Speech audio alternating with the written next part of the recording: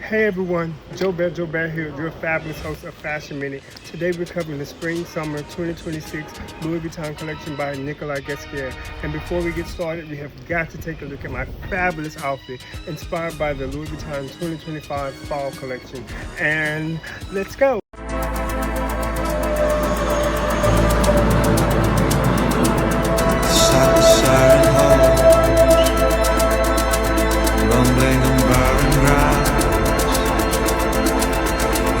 City of my sleepers, wanderings are wrong.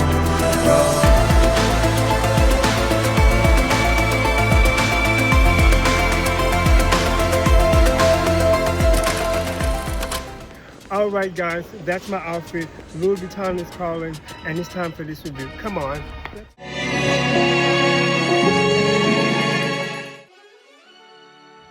Nicolas Ghesquiere graduated today, but a graduation of his own aesthetic towards something more viscerally fresh, softer, and sensual for his new collection for Louis Vuitton.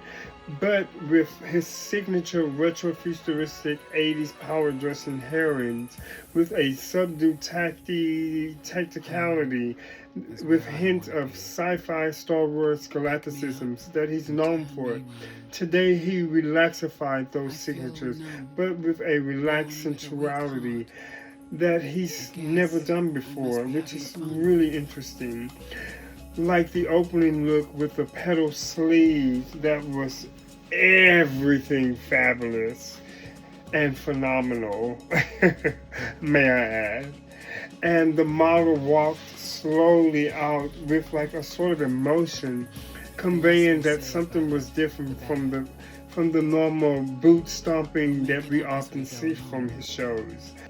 The influences of historical references were just mind-boggling, especially the way he intermixed and juxtaposed them, creating a sort of modern eclecticism. But upon further review, there's notes to the early 1900s. Think Greta Garbo's decadent style on and off the silver screen of turbans and, the dolman sleeve dresses that she was known for. You can clearly see those references in like the chic like head wrappings and turbans, and the tops that were formed in like a dolman sleeve pattern, but they were shortened and they were really interesting. And, that's something that I love about Ghesquiere. He always does something that's interesting. Ghesquiere's love of architecture always translates throughout his collections, and here was no exception. He was in total harmony with odes to the decadent Baroqueisms and frescoes of interiors of the summer apartments of Anne d'Autriche, the Queen of France from the 1600s. These remarkable apartments boasted soaring frescoes, ceilings, marble floors, and arched windows, which translated into the hybridized peplum vest and ivory white taupe, tea-dyed light brown lace that button at the front, with lace that kind of like resembled the Baroque trimmings that you would find on the show set of the decadent apartment.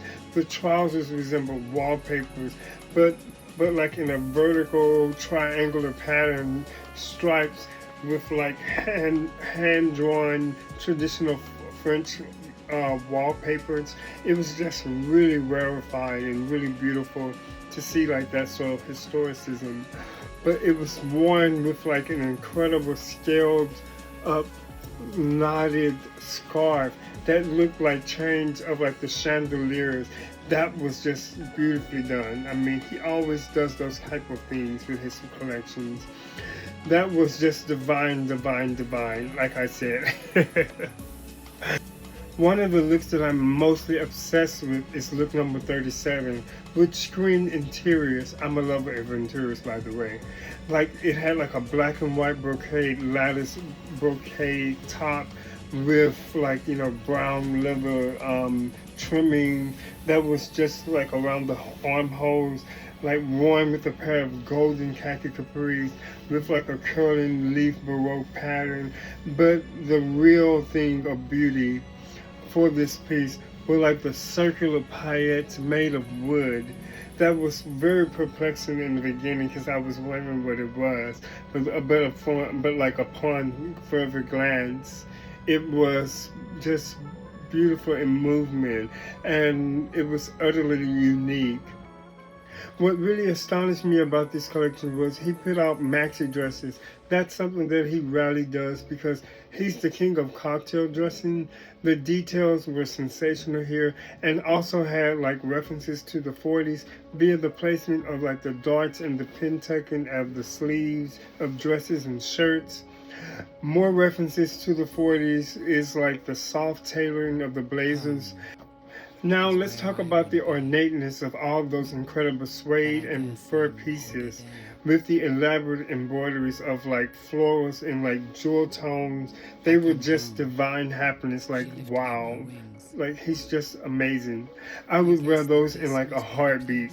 And like my favorite pieces were like the futuristic vampiric collars that reminded me of the collars that the Flemish masters used to wear in pink and sage green. I literally screamed when I saw them. I was like, oh my God. Oh. And that's the thing I love most about Nicholas. And if you don't know, he's my favorite designer. Like of all the designers in the industry, he's my favorite. Nobody does it like him. I love that anticipatory feeling I get before his shows because you just never know what he's going to present. And his range is so vastly incredible. And he always shifts our eye each season. You know, there's always a depth to his collection. It's never a surface thing like many others in the industry, which leads to why he's been at the helm of LVMH's crown jewel, Louis Vuitton, for more than 10 years now. Bravo, Nicholas. I'm completely in awe. You always kill it each season. Alright everybody, that's all there is. There isn't any more. Make sure you guys like, comment, and subscribe to all of my socials. You can find me on TikTok, Instagram, and YouTube. And guess what guys? I'll see you next time. Bye-bye.